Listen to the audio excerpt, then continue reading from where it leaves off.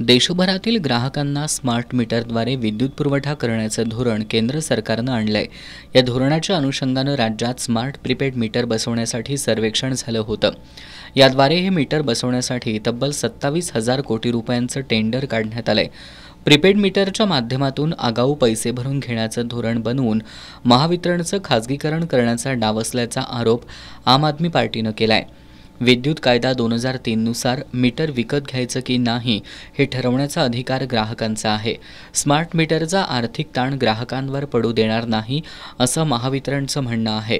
परंतु या मीटरचा खर्च छुप्या पद्धतीनं बिलातून वसूल करण्याचा महावितरणचा डाव आहे।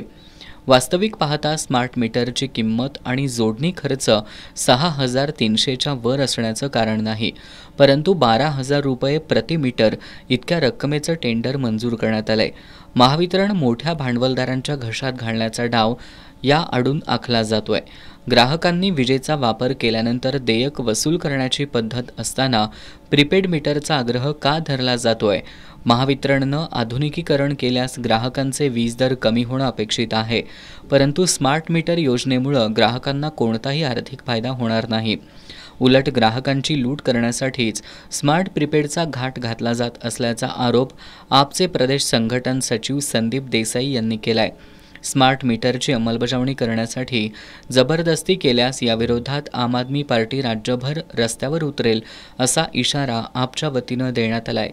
या पत्रकार बैठकीला आपचे जिल्हाध्यक्ष अरुण गळतगे, उत्तम पाटील, सूरज सुर्वे, वसंत पाटील, अभिजित कांबळे, दुष्यंत माने, समीर लतीफ, प्राजक्ता डाफळे, संजय नलवडे, विजय हेगडे, मयूर भोसले, उमेश वडर, स्वप्नील काळे, लाला बिरजे आदी उपस्थित होते।